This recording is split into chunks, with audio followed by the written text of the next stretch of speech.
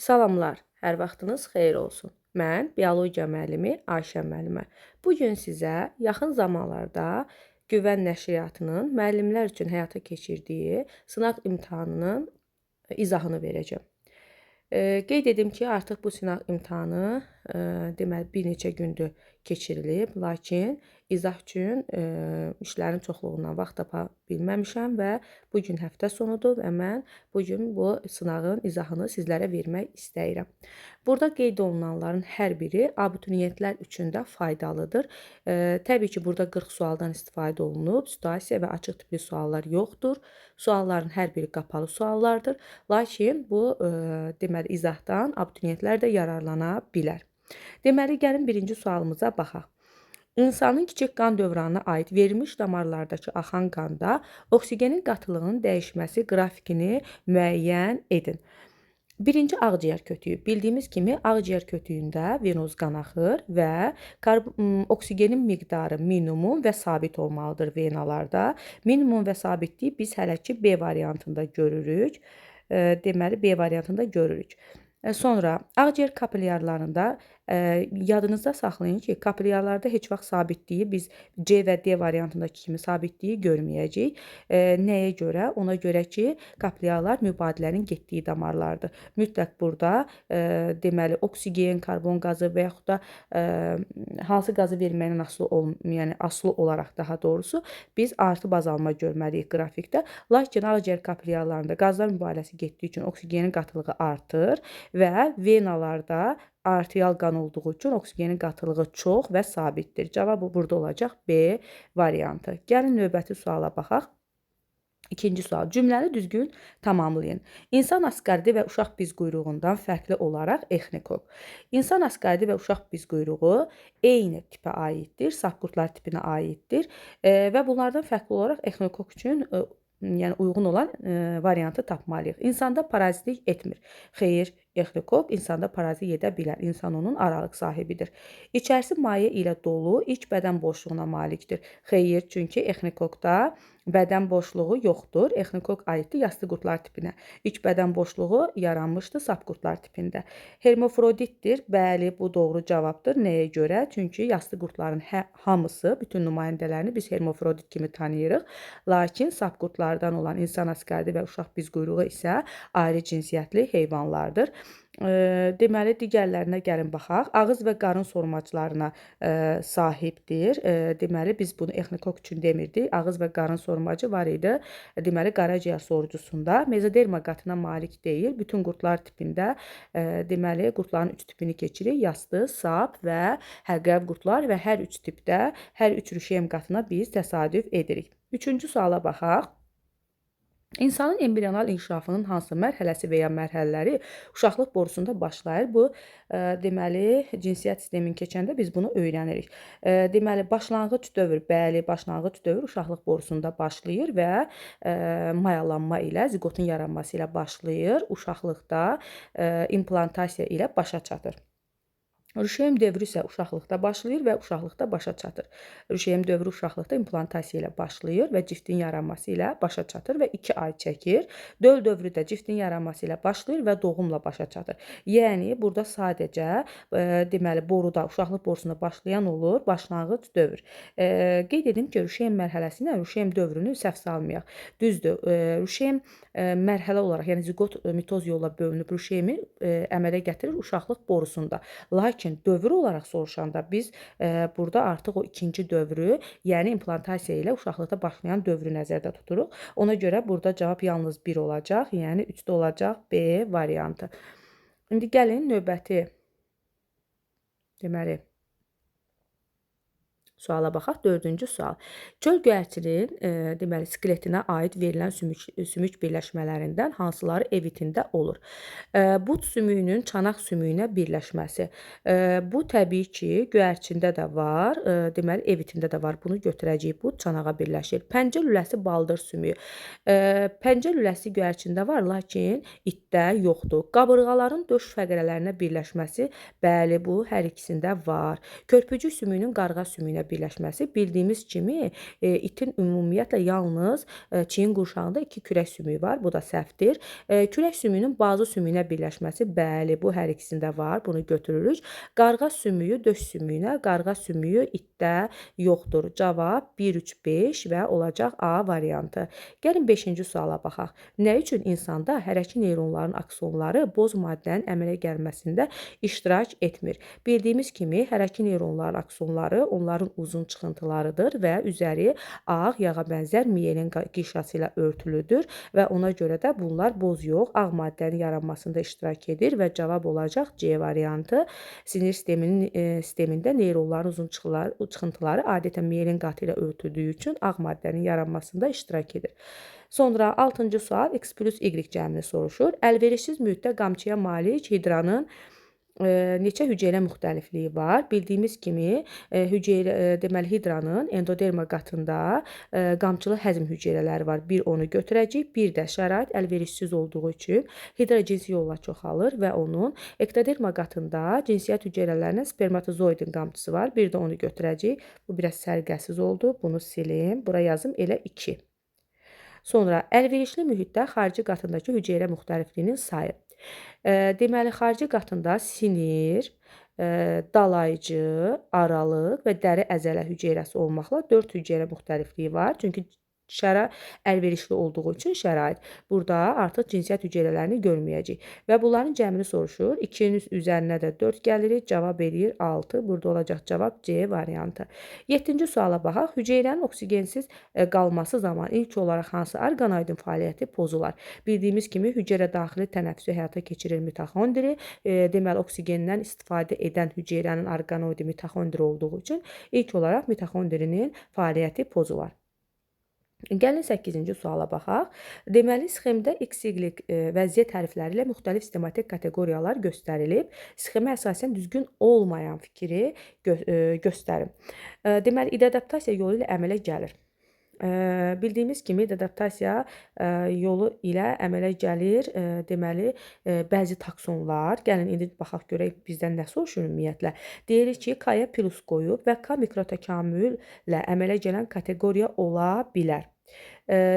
Bəli, mikrotəkamüldə məsələn növ əmələ gəlir, adaptasiya yolu ilə də növ əmələ gələ bilər və ona görə də K düzdür. Bizə düzgün olmayan lazımdır, bunu sildik. Sonra X makrotəkamüllə əmələ gələn kateqoriya ola bilər. Deməli, X makrotəkamüllə əmələ gəlir. Aha, növdən yuxarı taksonlar makrotəkamüllə əmələ gəlir və adaptasiyada biz onu görə bilərik. Deməli, bu da ola bilər deyir. Makrotəkamüllə əmələ gələn deməli, kateqoriya ola bilər. Və bu adaptasiya yolu ilə əmələ gəlir. Bəli, ola bilər. Bu da düzgün variantdır. Yəni, biz bunu da götürmürük. Deməli, Y makrotəkamül əmələ gələn kateqoriya ola bilməz. Deməli, burada bilməz deyir, minus. Burada isə plus götürdüyü üçün deməli, biz yanlış variant olaraq elə C variantını götürəcəyik. Sonra keçək növbəti slaydlara. Deməli, 9-cu suala gəlin baxaq. Sual işarəsinin yerinə nə yazılmalıdır? Daxili orqandır, əzəllərin işi iradidir. Təbii ki, bu faktoloji sualdır. Bu dildir. Dil daxili orqan olsa da onun işi iradidir. Şəkildəki bitkilərin fərdi inkişaflarında qamçılı qametlər əmələ gəldiyini demək olarmı? Burada verilən yaşıl quş mamırıdır və biz burada bunun qutucuğu və ayaqcığını görürük və biz də bilirik ki, yaşıl quş mamırı iki evli bitkidir. Qutucuq, ayaqcıq da yalnız dişi bitkinin üzərində olur. Qamçılı qametlərdə spermatozoidlərdir. Dişi bitkilərin də spermatozoidi olmaz. Ona görə də burada olmaz. Çünki bu bitkilər dişi bitkilərdir. Cavab olur C variantı. Sonra 11-ci sual. Törədiciləri bir hüceyrəli heyvanlar olan xəstəliklərdir. Deməli, yuxu xəstəliyi bir hüceyrəli heyvan törədir, ancaq vərəm bakteriyadır. Vərəm B variantında da var. C variantında teniarinxoz qurd xəstəliyidir. Qurdlar çox hüceyrəlidir. D variantında qrip virus xəstəliyidir, vərəm bakteriya xəstəliyidir. Burada cavab Y variantıdır. Çünki yuxu xəstəliyinin törədicisi də bir hüceyrəlidir. Malyariya xəstəliyinin törədicisi də həmçinin bir hüceyrəlidir. Malyariya xəstəliyinin törədicisi malyariya parazitidir. parazitidir. Deməli, yuxu xəstəliyinin törədicisi də tripanosomdur. Ona görə də bunlar bir hüceyrəlidirlər. 12-ci sual. İnsanın normal ontogenezi dövründə sayı azalır. İnsanın ontogenezi deyəndə burada həm embrional, həm postembrional inkişafı nəzərdən keçirməliyik. Ürək kameralarının sayı azalır deyir bizə. Ürək kameralarının sayı azalmaz, əksinə artar. Süd vəzləri embrional dövrdə sayı çox olur, sonra azalır. Bunu götürə bilərik. Sonra və biz fəqərələrin də sayı, bəli, quyruq fəqərələri insanda embrional dövrdə olur, sonra deməli azalma gedir, yəni fəqərələrin sayında.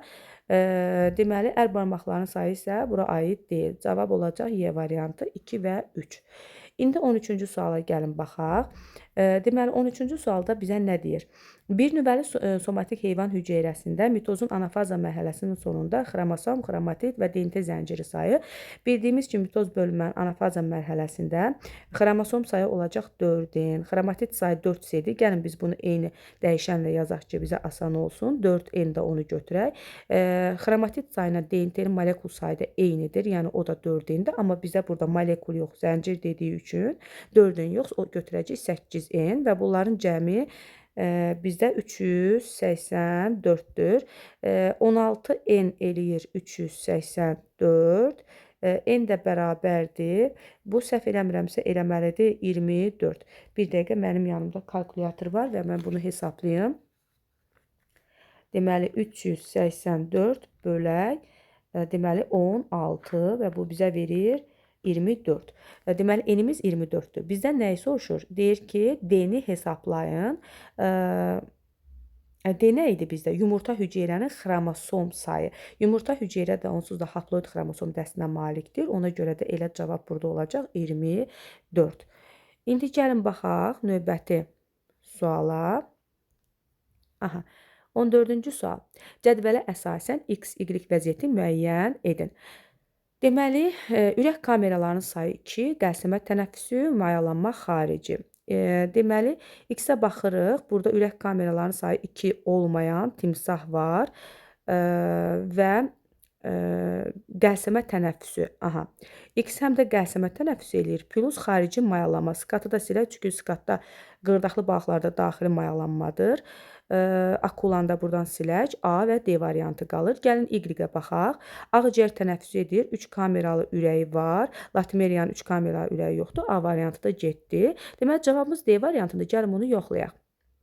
Kərtənkələ 3 kameralı ürəyə sahibdir, ağciyər tənəffüs edir, daxili mayalanması var. Eyni zamanda Z-ə də baxaq. Z-də bizə verib timsah, timsahın 4 kameralı ürəyi var, ağciyər tənəffüs edir, daxili mayalanmadır. Deməli, düzgün tapmışıq. D variantı. İnsanın həzm sistemi ilə bağlı doğru fikri göstərin. Qaraciyər yağların həzmində iştirak edən həzm fermentləri hazırlayır. Bildiyimiz kimi qaraciyərin istehsal etdiyi öddür. Öd də yağların birbaşa həzmə uğratmır. Öd yağları sadəcə mexaniki həzmində iştirak edə bilər və yaxud da yağları həzmə uğradır. Deməli, nazik bağırsaqda məddaltı vəzinin lipaza fermenti öd sadəcə onu aktivləşdirir. B variantında qida mədədə həm kimyəvi, həm mexaniki təsirə məruz qalır. Bu düzgün variantdır. Çünki orada həm fermentlərin təsirindən kimyəvi həzm gedir, həm də mədənin orta qatının əzəlləri, say əzəlləridir. Mədənin yığıb açılması nəticəsində orada mexaniki olaraq qida horrası bir qarışır. Bu da mexaniki həzmdir. Mədəyə qarışıq vəzi axarı açılır. Xeyr, mədənin içərisindəki vəzlər mədə vəzləridir. Onlar xarici sekresiya vəzləridir. Mədə vəzləri karbohidrat həzmində iştirak edən həzm fermentləri hazırlar. Xeyr, mədədə karbohidrata təsir göstərən həzm fermenti yoxdur. Ağız boşluğunda qida yalnız mexaniki həzmə uğramır. Həm də orada fermentlərin təsirini ağız suyu deməli, ağız suyunun təsirindən və yaxud da iri ağız suyu vəzlərinin ifraz etdiyi deməli, fermentlərin təsirindən karbohidratlar həm də kimyəvi həzmə uğrayır. Cavab burada olur B variantı. Gəlin baxaq 16-cı suala. Qapalı qabda 5 bakteriyadan deməli N0 bərabərdir 5. 2 saat ərzində T də bərabərdir 120 dəqiqə. Fasiləsiz bərabər müddətli bölünmələr nəticəsində 160 bakteriya, yəni NT də bərabərdir 160. 160 bakteriya əmələ gəlib və hər bir bölünmənin müddəti neçə dəqiqə olmuşdur. Bölünmələrin müddətinin bərabər olduğunu deyir, ancaq hər bölünməyə sərf olunan müddəti demir.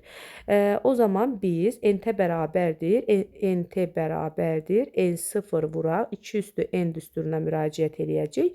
160 bərabərdir, 5 vuraq, 2 üstü N. Buradan 2 üstü N bərabərdir. Deməli, gəlin burada 160-ı 5-ə bölüm görək. 160-ı 5-ə bölək. Görək neçə eləyir.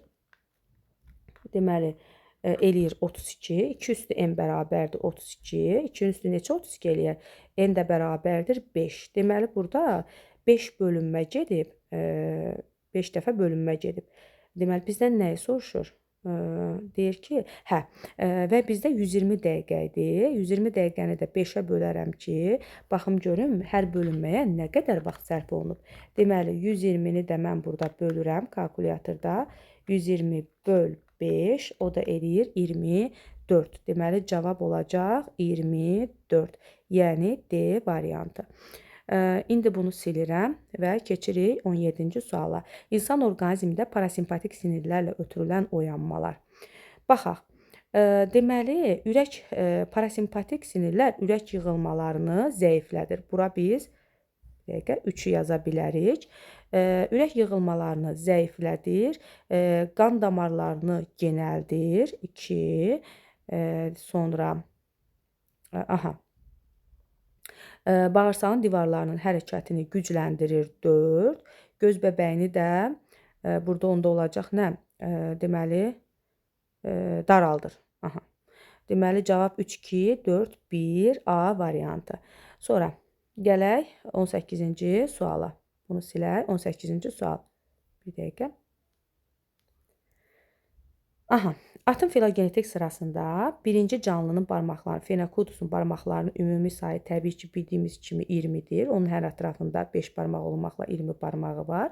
Və 5-ci canlıda müasir atdır. Müasir atında hər ətrafında 2 rudimet barmağı var. 4 ətrafında hərəsində 2, yəni 8 rudimet barmağı çıxarıq və bu cəmlə neçə ədəd çoxdur. Yəni 20-dən 8-ini çıxarıq, eləyər 12. Deməli, 8-dən 12 ədəd çoxdur. Deməli, 18-ci sualımızı da yazdıq. Keçirik 19-cu suala. İnsanın skeletinə aid verilmiş sxemə əsasən uyğunluğu müəyyən edin. Ətraf sümüyü ilə birə baxaq. Burada deyir ki, ətraf sümüyü ilə bilavasitə birləşir, döş sümüyü ilə də bilavasitə birləşir. Biz buna körpücük sümüyü yaza bilərik. Niyə? Körpücük sümüyü ətraf sümüklərinə, yəni ön ətrafın qurşaq sümüklərindən olan kürək sümüyünə birləşir və eyni zamanda plus döş sümüyünə də birləşir. Sonra ikinciyə baxaq. Ətraf sümüyü ilə birləşir və onurğa sütunu ilə birləşir. Biz bura çanağı yaza bilərik. Niyə? Çünki çanaq sümüyü həm bud sümüyünə birləşir, ətraf sümüyünə, həm də onurğa sütununun fəqərələrinə, omur fəqərələrinə birləşir. Üçüncüyə baxaq görək. Döş sümüyü ilə bilavasitə birləşsin, bir də onurğa sütunu ilə bilavasitə birləşsin. Biz bura döş sümüyü və onurğa sütunu qabırğaları yaza bilərik. Çünki onurğa sütunun döş fəqərələrinə birləşir və eyni zamanda döş sümüyünə də birləşir. Və buradan belə çıxır ki, cavab olur B variantı. Müəyyən kütlədə darı toxumları və bundan 2 dəfə çox kütləsi olan qarğudalı toxumları. Darını N deyək, qarğudalıya da biz 2N deyək. Cücərməsinə ümumilikdə 15 litr su sərf olunmuşdur. Deməli, darı toxumlarının cücərməsinə, bunun daha rahat həll olması üçün, çünki darının 1/4 qədər sudur da, gəlin darıya biz 4N deyək. 2 dəfə çox 8N də qarğudalının kütləsinə deyək. Deməli, darı daha doğrusu öz kütləsinin 1/4 qədər sudur, olsun N. Qarğudalı da yarısı qədər olsun 4N, bərabərdir 15. 5N bərabərdir 15, N də bərabərdir 3. Biz deməli baxırıq nəyə? Bizə deyir ki, qarğıdalı toxumların cücərməmiş kütləsi neçə kiloqram olub? Biz qarğıdalı toxumun kütləsini 8N götürmüşdük. N də 3-dürsə, 8-i də vurarıq 3-ə, o da bərabərdir 24. Deməli 20-də cavab olacaq D variantı. Gəlin növbəti suala baxaq. 21-ci sualda deyir ki, sxemdə bir hüceyrənin meyoz bölünməsinin fazaları verilmişdir. Bu fazalarda ikinci mərhələyə aid olanları seçin. Bildiyimiz kimi meyoz bölünmənin birinci və ikinci mərhələsi var və hər birinin 4 fazası var və ikinci mərhələ mitozun təkrarı kimidir. Deməli, biz burada nəyə diqqət eləyəcəyik? Biz burada bax, məsəl üçün baxaq nəyə? Bax, burada tutaq ki, birincidə görürsünüz, burada Krasnover konjugasiya, yəni xromosomlar bir-birinə yaxınlaşıb, bu meyoz 1-in profazasında baş verir. 2-də görürsünüz, artıq telofazadır, hüceyrələr ayrılır və onların deməli, xromosomları bir xromatitlidir. Bu ola bilər, mitozdakı kimi. Deməli, 3-cüdə də həmçinin görürsünüz, xromosomlar deməli, bu profazadır. Artıq Krasnover konjugasiya görmürük. Nüvə pərdəsi əriməyə başlayır. Bu da ola bilər. Sonra burada xromosomlar qütbə çəkilir. Anafazadır. Bu 1-in anafazasıdır. Burada metafazadır və 2-nin metafazasıdır. Bunu götürə bilərik. Çünki 1 cərgə üzrə düzülüb. Amma 6-da 2 cərgə üzrə düzülüb. Belə olduğu halda hər xromosoma yalnız bir qütbdən vətər teli birləşdiyi üçün, məsələn, 4-dəki kimi xromosomu dartıb aparır qütbləri. Ona görə bunu götürməyəcəyik. Sonra 7-yə baxaq. Bəli, burada bir xromatitlər artıq qütbə çəkildiyi üçün bu da ola bilər, mitozdakı kimi. 8-də isə baxırsınız, telofazadır və bu 1-in telofazasıdır. Çünki ayrılan hüceyrələrdə xromosomlar 2 xromatitlidir. Bu da deyil. Cavab 2, 3, 5 və 7. Bu da var D variantında. 22-yə baxaq. Daltonizm X cinsiyyət xromosomu ilə ilişikli resessiv əlamətdir. Bəli, daltonik kişi normal görən, lakin anası daltonik olan qadınla evlənir. Daltonik kişi deyəndə, əgər kişi daltonikdirsə, deməli kişi X-likdir və bu resessiv keçirsə, deməli kişidə X-in üstündə kiçik H var və qadın daltonik deyil, ancaq onun anası daltonikdirsə, deməli o anasından mütləq kiçik H-ın birini, yəni yox, üzr istəyirəm, H yox, bu hemofiliya deyil, bu daltonizmdir. Bunu D ilə işarə eləyək. Üzr istəyirəm, bunu mən bir dəqiqə mən bunu silim, yenidən yazım. Bunu mən hemofiliya olaraq fikirləşdim. X onsuz da eyni mexanizmdir bunlar. X kişi olsun, X üstü kiçik D iqlik, qadın olsun. Deməli, qadın burada olacaq daşıyıcı. Çünki deyir ki, özü daltonik deyil. Yəni, özünü normal görür. Yəni, rəng körü deyil, ancaq anası daltonikdirsə, deməli, anasından mütləq X-in üstündə bir kiçik D-ni almışdır.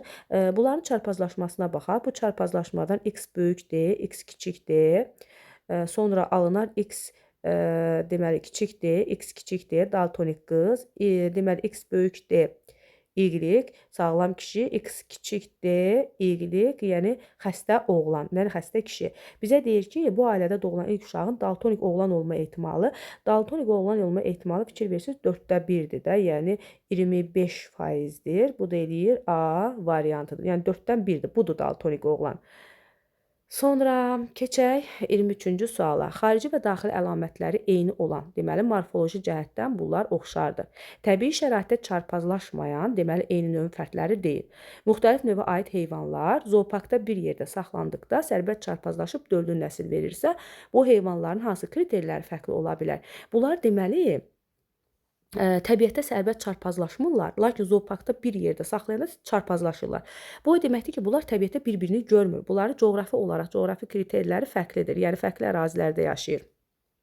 Ona görə biz deyəcəyik ki, bunların coğrafi kriterləri fərqlidir. Gəlin baxaq 24-cü suala. Qrafikdə müəyyən ekosistemdəki qida zəncirindəki trofik səviyyələr üzrə canlıların orqanizmə keçən enerji ötürmələri təsvir olunmuşdur.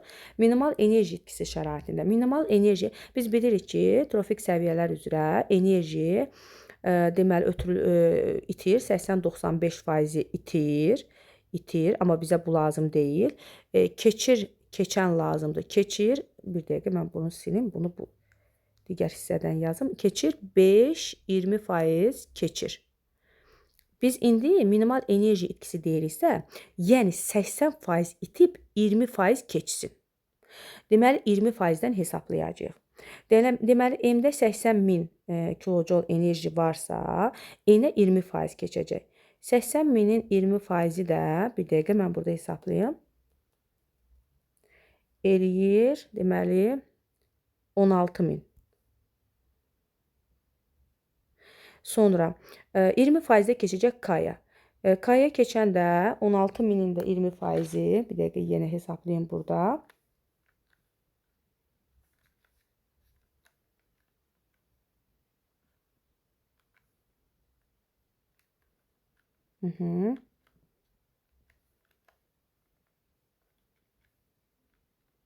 Bu da eləyir 3200. 3200-ün də 20%-ni artıq hesabladım. O da eləyir 640.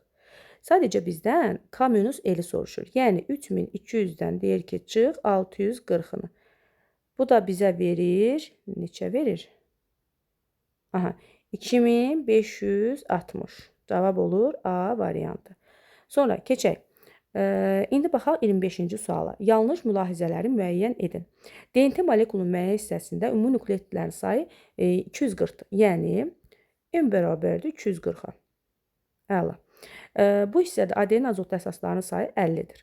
Deməli, adenin 50-dirsə, avtomatik timin də 50-dir. İkisinin cəmi oldu 100. 240-dan da 100-ün çıxıram, qalır 140. Deməli, sitozinlə guanin hərəsinə düşür 70. Hərəsindən 70. İndi baxaq suallarımıza. Pentozaların sayı 240-dır.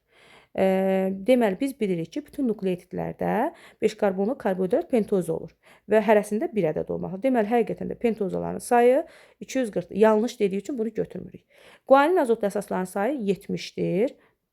Bəli, bu da düzdür. Bunu da götürmürük. Gördük ki, 70-dir. Hidrogen rabitələrin ümumi sayı. Biz bilirik ki, hidrogen rabitələrin sayını tapmaq üçün ümumi nukleotidin sayının üstə guanin və ya sitozin nukleotidlərin sayını gəlməliyik. Ümumi nukleotid 240-dır. Üstünə gələrəm 70.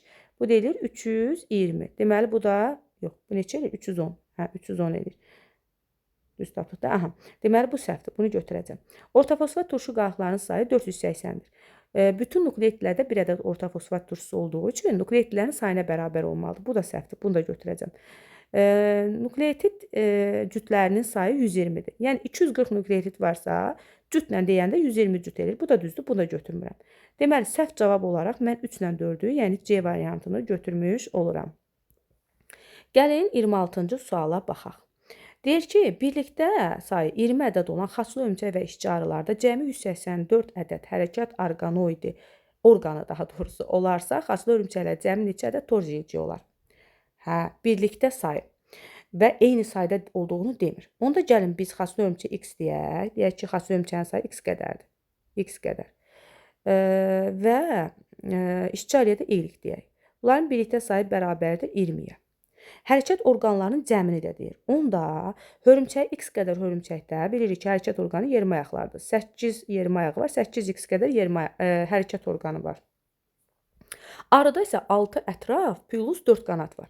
Yəni 10 dənə. 10 iqlikdə buna deyək, bərabər elə 184-ə. Sistem tənlik quraq da onda. Onda bu yuxarıdakı, deməli, yuxarıdakı tənlikdə hər tərəfi vuraq 8-ə. Buradan yazaq. 8x plus 8y bərabərdir. 20-ni də 8-ə vuraq 160. Aşağıda olduğu kimi saxlayaq. 8x plus 10y bərabərdir 184. Onda bunlar gedir. 10y-dən 8y-in çıxanda 2y, yəni tərəf-tərəfə çıxsa, 184-dən də 160 çıxanda bu da 24 eləyir. Hə, 24. Y də bərabərdir 12. Y nəyə demişdik biz? Y biz işçi arıların sayına demişdik ki, 12-dir işçi arıların sayı. Onda avtomatik X də, yəni xaçlı örümçəklərin sayı da olur 8. Zaten bizə deyir ki, xaçlı örümçəkdə cəmi neçə ədəd torz yeyəcək olar? Bir xaçlı örümçəkdə torz yeyəcəyin sayı 3 cütdür, yəni 6-dır.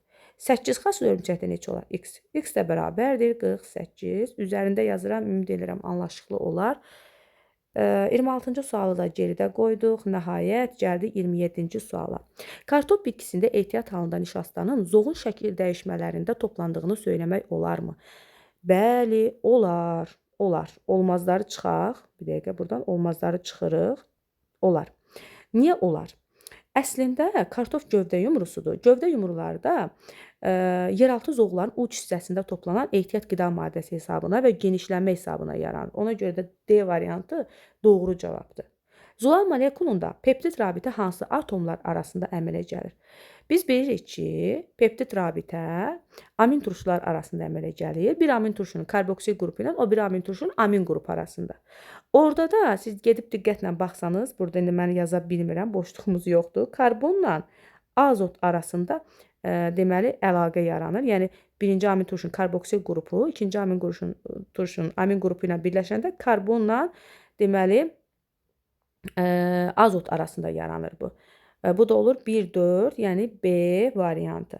Keçək növbəti suala. İnsan orqanizmində hansı vəzlərin sayı daha çoxdur? Biz əslində bilirik ki, insanda küllü miqdarda ağ suyu vəzləri var. Lakin burada həzm vəzləri deyəndə təkcə ağız suyu vəzlərini yox, mədənin, bağırsağın içərisindəki vəzlər də nəzərdə tutulur. Yəni bütün həzm kanalı boyunca olan vəzlər. Ona görə də biz həzm vəzlərinin sayı daha çoxdur desək, daha yaxşı, yəni düzgün olar bu. Gəlin 30-cu suala baxaq. Uyğunsuzluğu soruşur. Sarı befler, kitayka. Meyvələri kiçik və turşdur. Sarı beflerin, bəli, bu doğrudur. Sarı beflerin meyvələri deməli kiçikdir və turşdur. Yox, bağışlayın. Sarı befler yox. Kitayka demək istəyirdim. Mexaniki səhv oldu. Kitayka bəli, meyvələri turşdur və kiçikdir çünki cırdır. Soyuğa davamlıdır. Bəli, soyuğa davamlıdır kitayka. Bunlar ümumiyyətlə alma sortudur. Bu da doğrudur. Bizdən yanlışı soruşur. Uyğunsuzluğu daha doğrusu. Yəni 3-ə yazıb alma sortudur. Bəli, doğrudur hər ikisi. Meyvələr iridir, şirindir. Sarı beflerin bu da doğrudur. Bəli, bunu da götürürük. Onda nə qaldı ki burada? 5-ə baxaq. Befler kitayka sortu alınarkən bu bitkinin sortuna istifadə olmuş. 5 harda yazıb sarı befler. Befler kitayka sortu alınarkən sarı befler deməli dişi bitki kimi istifadə olunmuşdur. Kitayka erkək bitki kimi istifadə olunmuşdur. Amma bu 5-i aparıb sarı beflerin altına yazıb və deyir onun tozcuğundan istifadə olunmuşdur. Xeyr, o dişi bitkidir. Ona görə burada cavab B, Y variantı daha doğrusu olur. Nöqtələrin yerinə uyğun gələn sözlərin düzgün ardıcıllığını müəyyən edin. Deməli, burada nə deyir bizə? Deyir ki, təbii seçmə təkamül amili olub. İstiqamətli təkamül amili olub. Təbii bilirik ki, orada istiqamət var. İlk dəfə təbii seçmə canlı yarandığı dövrdə arxey erasında əmələ gəlmişdir. Erasında meydana çıxmışdır. Sonra bu seçmədə növ üçün 7. Növ üçün lazımlı əlamətlər saxlanılır. Bu uyğun gəlir A variantına. Sonra keçək 31-ci suala baxaq. 32. Nöqtələrin yerinə uyğun gələn ifadələrin yenə düzgün ardıcıllığı. Lampa yandıqda itdə ağız suyu ifrazı baş verir. Lakin bu zaman güclü zəng səsi eşidildikdə itdə şərtsiz səmt refleksi yaranır. Ona görə də tormozlanma olacaq. Bu tormozlanma da olacaq xarici tormozlanma və yaxud da xarici tormozlanmaya biz şərtsiz tormozlanma da deyə bilərik. Ona görə də deməli bura 4. Yəni niyə xarici tormozlanma? Çünki səmt şərtsiz refleksdir. Burada cavab olacaq Y variantı. Səmt refleksi yarandığı üçün xarici şərtsiz tormozlanma olur. Sonra may böcəyinin ağız aparatına qolcuqlar bilavasitə birləşir. Hər dəfə mən bunu müxtəlif izahlarımda və ya sınaq izahlarımda, mövzu izahlarımda qeyd eləmişəm və bu məqama diqqət etmək lazımdır. Deməli, may böcəyinin ağız aparatında uzun və qısa qolcuqlar hər biri, bunlar ancaq deməli alt çənə və alt dodağa birləşir, üst çənə və üst dodağa birləşmir. 3-4 olaraq cavab olacaq burada A variantı. 34-cü suala baxaq. Bu çox maraqlı sualdır və diqqət olunası sualdır. Çətin deyil, ancaq maraqlı sualdır. Deyir ki, düzgün cavabı tapmalıyıq. Gəlin variantlarına baxaq. B aləminin çox hüceyrəli nümayəndələri var. Gəlin baxaq B-yə. B qaranlıqda avtotrof yolla qidalana bilən B-nin nümayəndələri vardır. Bu xemosintez nəzərdə tutulur. Xemosintez də bakteriyalarda olur. Bakteriyaların da çox hüceyrəli nümayəndələri yoxdur. Ancaq bir hüceyrəli olurlar. Sonra D aləminin sporla çoxala bilən nümayəndələri var. Gəlin D-yə baxaq. Əksər çox hüceyrəli nümayəndələr xloroplast var. Söhbət burada bitkilərdən gedir, bitkilər aləmindən və sporla çoxalan bəli ali sporlu bitkilər var. Bu da niyə bunun üstünə xətt çəkdim? Elə cavab budur. Bəli, Çoxalan bitkilər var. Gəlin o birilərinə də baxaq. A aləminin xlorofilə malik nümayəndəsi yoxdur. Baxaq, A-nın nümayəndələrində hüceyrə divarı olmursa, bu heyvan hüceyrələridir. Heyvan hüceyrələrinin də xlorofilə malik nümayəndələri var. Evglena, Volvox, buradan deməli bunda çıxdıq. D variantına baxaq. C aləminin yalnız çox hüceyrəli nümayəndələri olur. Mitseliləri olan bu göbələklər aləmidir. Göbələklər aləmi mitseliyə malik nümayəndələri var. Nümayəndələr, çox hüceyrəli nümayəndələri, yalnız çox hüceyrəli nümayəndələri yoxdur. Bir hüceyrəli göbələklər var. Mukormaya. Sonra B aləminin nümayəndələrində nüvə olur. B aləminin nümayəndələri bunlar deməli bakteriyalardır. Bakteriyalarda, prokaryotlarda olan nüvələri olmur. Burada bunu bir də yazın. Burada cavab olur deməli B variantı. Ümid edirəm anlaşıqlı oldu. Keçirik 35-ci suala. Orta yaşlı sağlam insanın böyrək nefronunun quruluşu və onda olan bəzi damarlar sxemdə rəqəmlərlə göstərilmişdir. Hansı damarlarda axan karbon qazı və silik cövhərinin qatı daha çox. Bildiyimiz kimi baxın, bu nefron venasıdır və gedib birləşib nefron venaları böyrək venalarını əmələ gətirir. Yəni 3-də venöz qan olduğu üçün orada karbon qazının miqdarı daha çox olur. Yəni A ilə Y variantına biz fokuslanaq. Silik cövhəri də gəlib böyrəklərdən təmizlənməyə. Ona görə də qədəhə bənzər kapsula daxil olan bax bu gətirici arteriyalar var. Bu 1-də. Burada silik cövhərinin miqdarı daha çox olar. Ona görə cavab burada olacaq Y variantı. Sonra keçək növbəti sualımıza, qaldı 5 sualımız. Əgər diploid xromosom dəsti 2 evli bitkinin, dişi 2 evli bitkidir və dişi fərdin erkək fərd ilə tozlanması, dişi fərdin erkək fərd ilə tozlanması nəticəsində əmələ gələn toxumun endospermi. Endosperm bildiyimiz kimi 3N xromosom dəstinə malikdir və bu 2N mərkəzi hüceyrənin N sperm ilə birləşməsindən əmələ gəlir. Və bizə deyir ki, endosperm hüceyrəsində 3 cinsiyyət xromosomu olmalıdır. Bunlardan bu da şərtdə bizə verir ki, deməli 2 dənə X cinsiyyət xromosomu var. Avtomatik 3-cüyə biz Y yazırıq, çünki 2X-i var. Endosperm bu vəziyyətdədir. Onda bu bitki, belə çıxır ki, bunun mərkəzi hüceyrəsi XX-dirsə, mərkəzi hüceyrə dişiyə məxsusdur, düzdür? Deməli, və burada endospermdə, mərkəzi hüceyrənin sperm ilə mayalanmasında endospermdə Y də varsa, bu Y gəlir spermidən. Bu spermdir. Spermidən gəlirsə, deməli, bunlarda erkək heterogametliyi var. Və erkək heterogametliyə malikdir. Burada 2 variant da var. B variantında bu var, bir də D variantında. Lakin bu çırpaq toxumlu bitki deyil. Çünki çırpaq toxumlu bitkilərdə endosperm haploid xromosom dəstinə malik olur.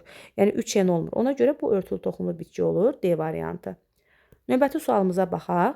Günəbaxanın min çiçəyidən ibarət səbət çiçək qrupunda, bu da maraqlı sualdır, imtahana düşmə potensialı olan suallardandır. Deməli, erkəkçiklərin ləçəklərə nisbəti. Min çiçəkdə biz bilirik ki, Günəbaxanın çiçək düsturunu yadımıza salaq. K0, L bitişik 5, Y 5, yəni boru şəkilli çiçəklərinə söhbət gedir. D də 1-dir. Günəbaxanda fərqi yoxdur.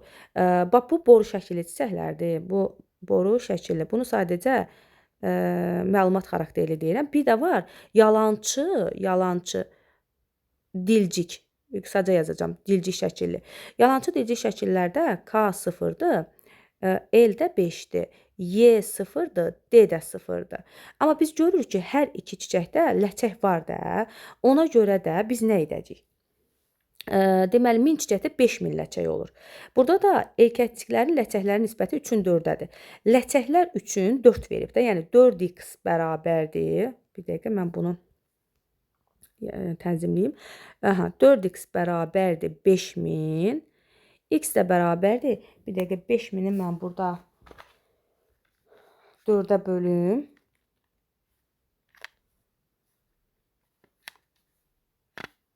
$1250. 1250. Buradan belə çıxır ki, 1250 ləçək var. Belə çıxır ki, ləçək var. Yox, X-i tapdım. Erkəkçiklərin sayına baxın. Bir dəqiqə. Yox, burada 1250-ni tapdıq. Aha, sonra 3x. 3-ü vuraram 1250-yə, bax bu hissədən 1250-yə. Mən taparam ki, 3750 dənə də erkəkcik var. Aha, x-i tapmışdım. Hə, bağışlayın. Burada deməli biz x-i ona görə tapdıq ki, gəlib burada 3-ə vurub biz erkəkçilərin sayını tapaq. Və biz bilirik ki, deməli bayaq düsturda yazdım. Bir çiçəkdə 5 erkəkcik olur. Onda 3750-ni 5-ə bölərəm. 750 çiçək var. Hər çiçəkdə bir dişicik və bir yumurtacıqlıdır. Çünki bir toxumludur həm də. Deməli x olur 750 və hər dişiciyin də 2 ağızcığı olduğu üçün 750-də 2-yə vuranda 1500 dənə də ağızcıq olacaq. Bunların bizdən cəmini soruşur. Yəni 1500-ün üstünə deyir, gəl 750-ni. Bu da neçə eləyər? Deməli 2250. Deməli burada bir də üstündən keçim. Erkəkliklərin ləçəklərin nisbəti 3-ün 4-ə verib. Riyazi qabiliyyəti olanlar bunu başa düşəcək. Deməli bu 4x-i mən bərabər elədim 5000-ə. Niyə 5000-ə bərabər elədim? 1000 çiçəyin hər birində ləçək var onsuz da. 5 dənə ləçək var. Ona görə 5000-ə bərabər elədim. X-i tapdım ki, 1250. Sonra gətirib onu 3-ə vurdum ki, burada erkəkciyin sayını da tapım və erkəkciyin sayından keçid edim çiçəyin sayına. Aha, indi gəldik orta yaşlı 38-ci sual. Sağlam insan sakit halda müəyyən müddət ərzində tənəffüs etmişdir. Bu müddət ərzində qana keçən oksigen həcmi ilə atmosferə xaric edilən karbon qazının həcmi arasındakı fərq 600 millidir. Əvvəlcə bir tənəffüs hərəkətində bizim qəbul etdiyimiz oksigen, qana keçən oksigen olur 25 milli. Xaric etdiyimiz havanın tərkibində də 20 milli karbon qazı var. Fərq edir 5 milli. Bu bir tənəffüs hərəkətindədir. Bir tənəffüs hərəkətində 5-dir fərq. Aha. Və bizə deyir ki, fərq əgər 600 millidirsə, bu müddət ərzində insanın ağciyərinə cəmi neçə litr hava daxil olmuşdur. Aha, o zaman 500 milli hava daxil olanda bizdə fərq olur 5. Nə qədər hava daxil olub ki, fərq olub 600. Buradan da x də bərabərdir. Deməli, bunlar getsə, bölsək, buradan səhv eləmirəmsə 60 qalacaq.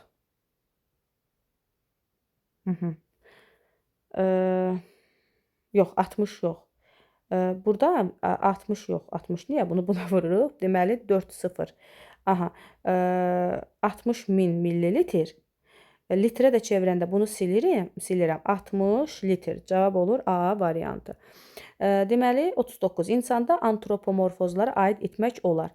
Quyruğun yox olmasını etmək olmaz. Çünki insana bənzər meymunlarda da bu yoxdur onsuz da. Onurğada lordoz və kifoz, yəni onurğanın isvari əyri, bəli, bunu aid etmək olar insanın antropomorfozlarına. Sonra düzgün fikri müəyyən edin. İki qan dövrəninə malik bütün heyvanların yetkin fərdlərində qan tənəffüs orqanlarından arteriya damarlarına keçir. Qanın tənəffüs orqanlarından arteriya damarlarına keçməsi bu balıqlara aid xüsusiyyətdir. Onda iki qan dövrəni yoxdur. Ürək 2 kameralıdır. Bütün heyvanlarda, yox, ürək 2 kameralı deyil. Deməli, 2 qan dövranı başlayır suda yaşayanlardan və orada artıq ürəkdə 3 kameralığı görürük. 3-dən 3 plus olur kameralar. Yəni 3 və 4 kameralıq ola bilər. Sonra qan ürək boşluğuna vena damarları ilə qayıdır. Bəli, bu doğrudur. Çünki ağciyərlərdən qan, təmizlənmiş qan, arterial qan ağciyər venalarla ürək boşluğuna qayıdır. Ümid edirəm izahımız anlaşılır oldu. Əgər faydalıdırsa, zəhmət olmasa bəyənin, yorum yazın və faydalanın. Diqqətiniz üçün təşəkkür edirəm.